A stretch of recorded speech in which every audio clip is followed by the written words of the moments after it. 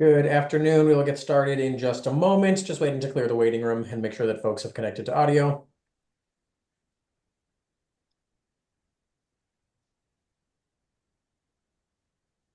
And just as a housekeeping matter, as folks are entering from the waiting room, there is only one item on this afternoon's agenda. Cambria Hotel has been continued to a later date. If anybody is here to testify on that matter, that will be continued to a later date.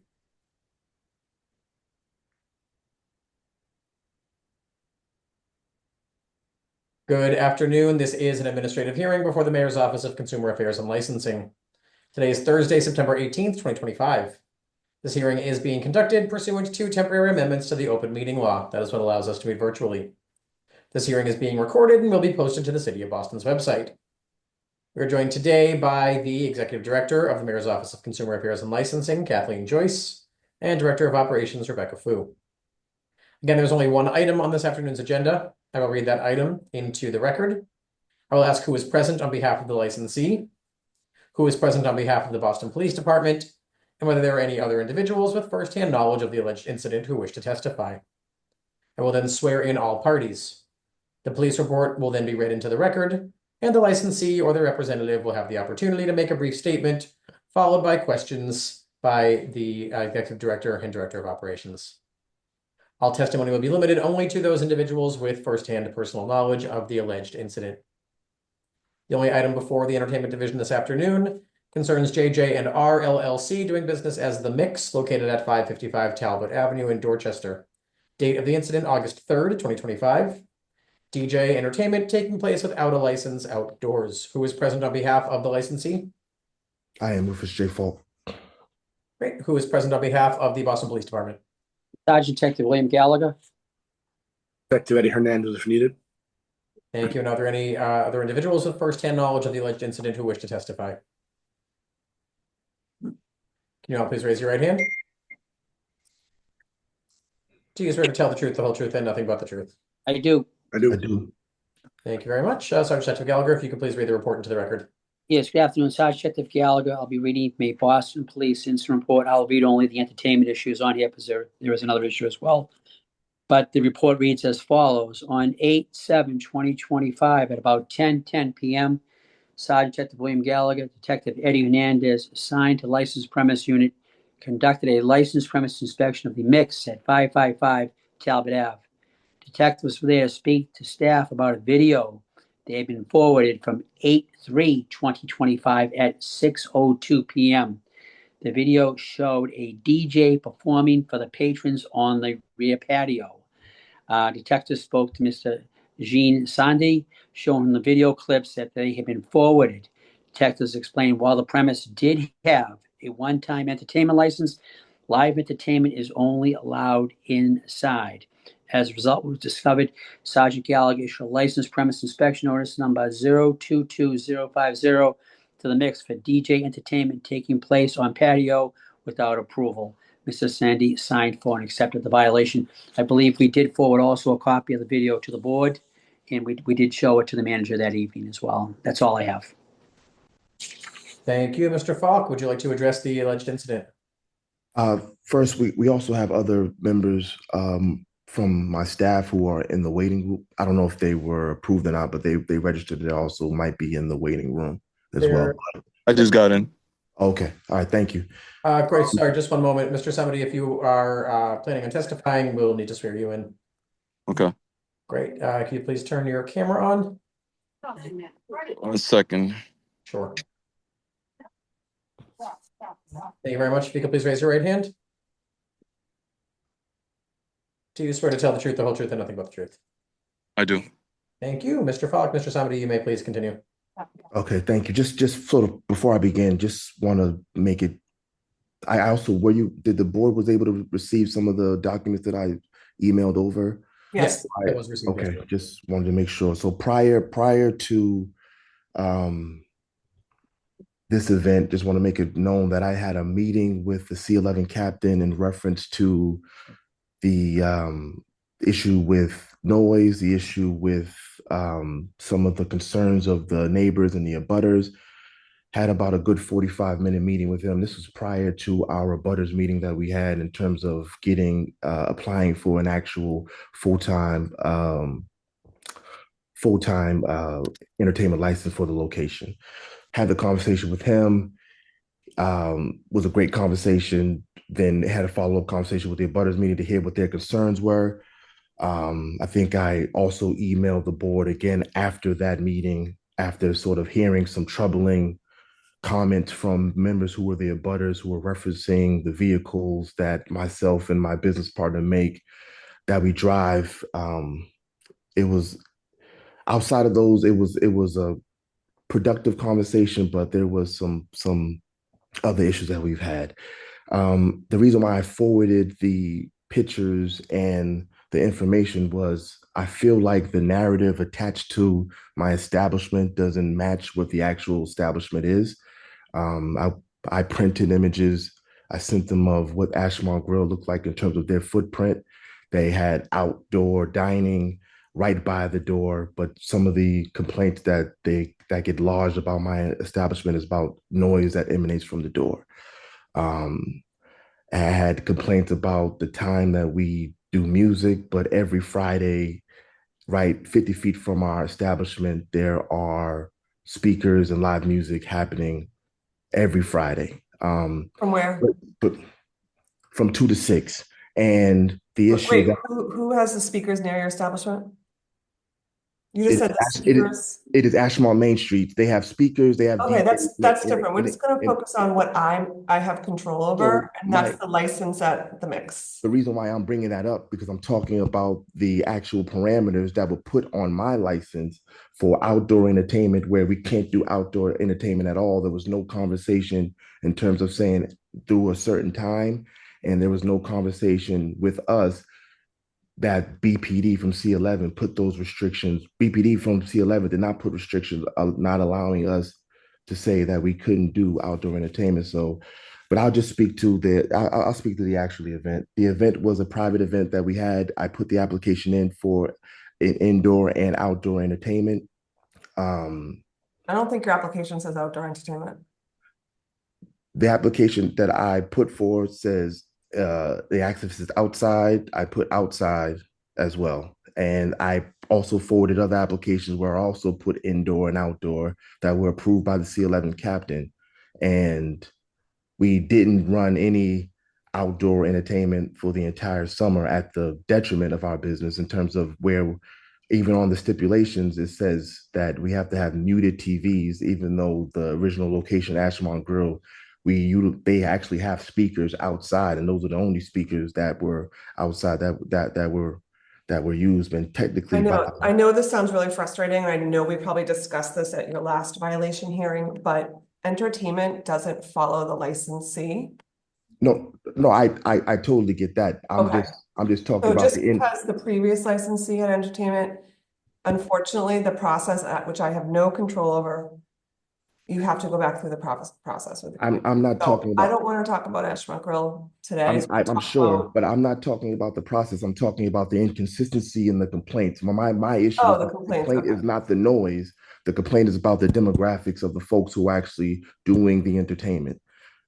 That's But my. we don't look at that. We're just I'm looking not. at the hours of operation, the type, what you're licensed for, what you're not licensed for. So, and there's different things, like I deal with this throughout the entire city of Boston in every single neighborhood. Rebecca is an expert on sound readings and decibels.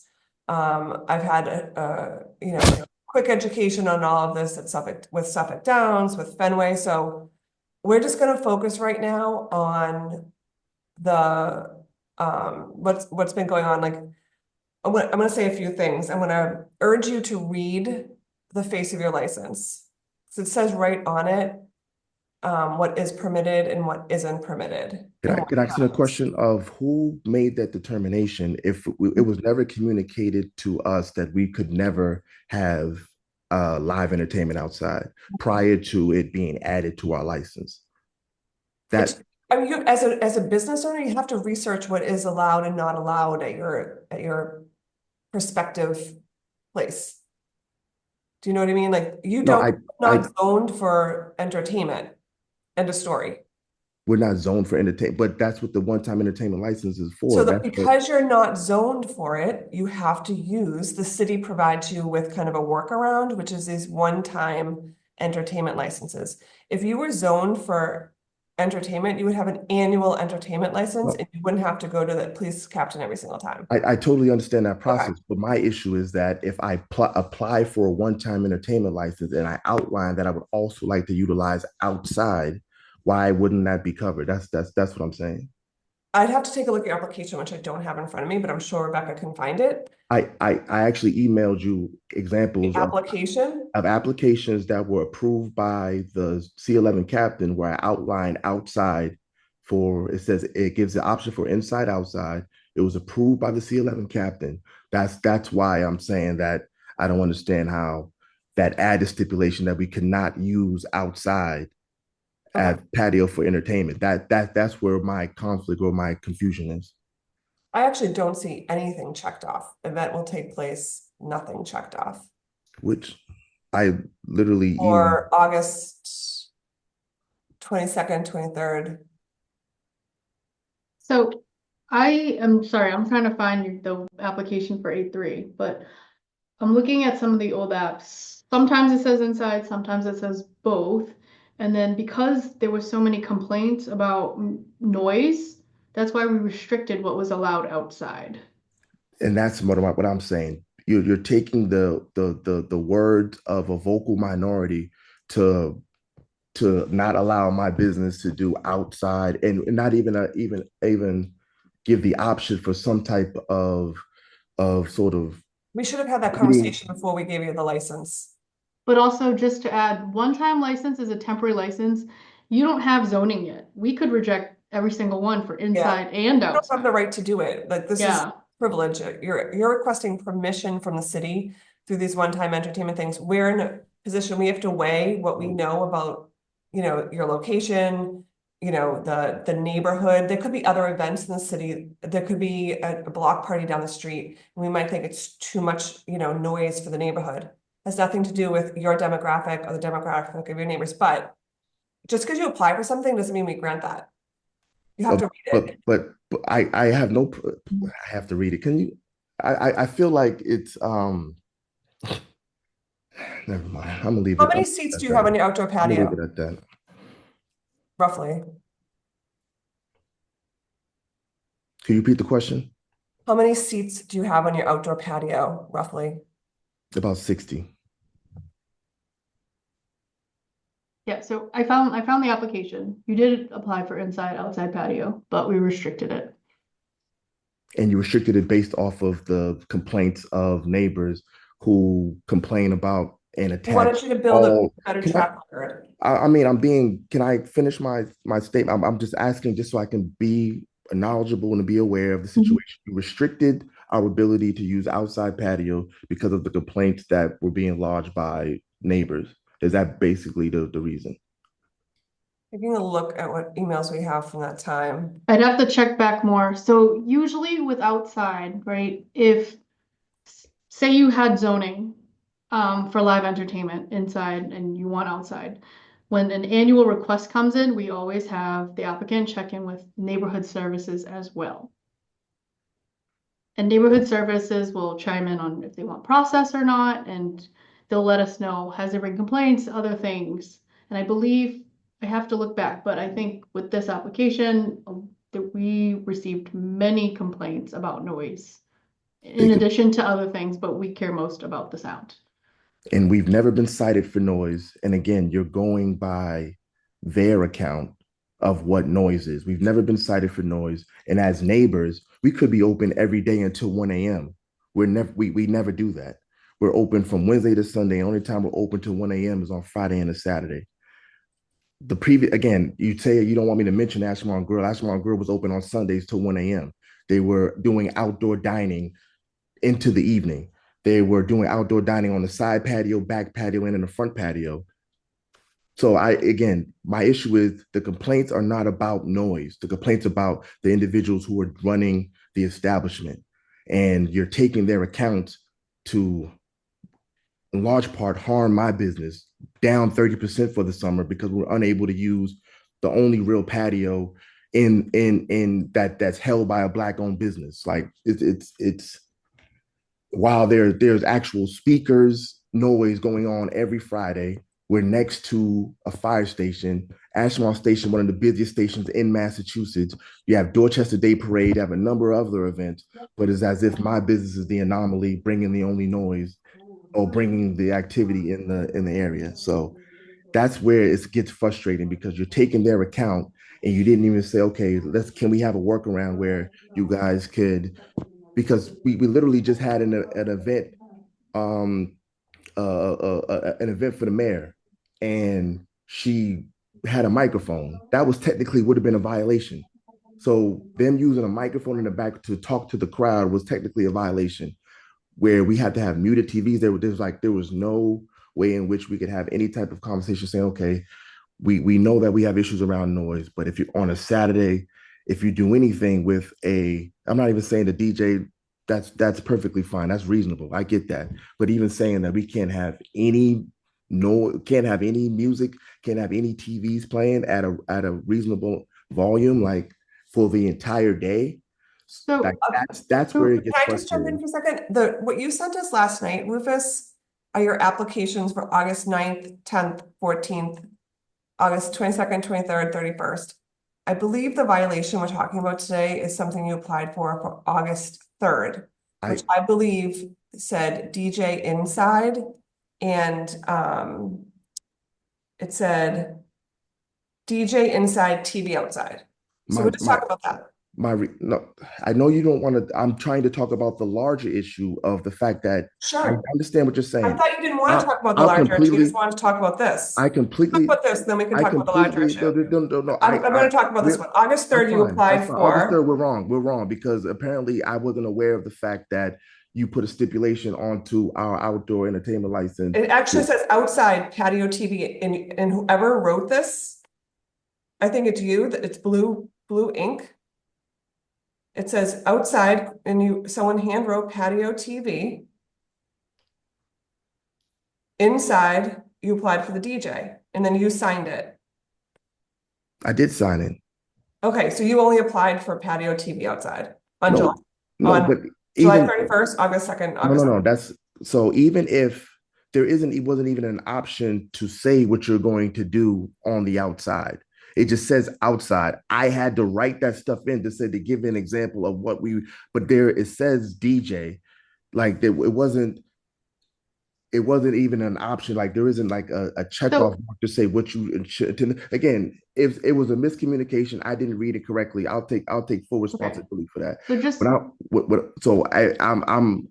take that. That's fine. But my issue is that even if I apply for an outside, fully explaining what we're trying to do, we wouldn't even have the ability to even show the Patriots game outside because we want to put the volume on. That's all I'm saying. So that's what I want to address. Like if say you apply for something, you want DJ everything outside and inside outside, and we restrict you, right?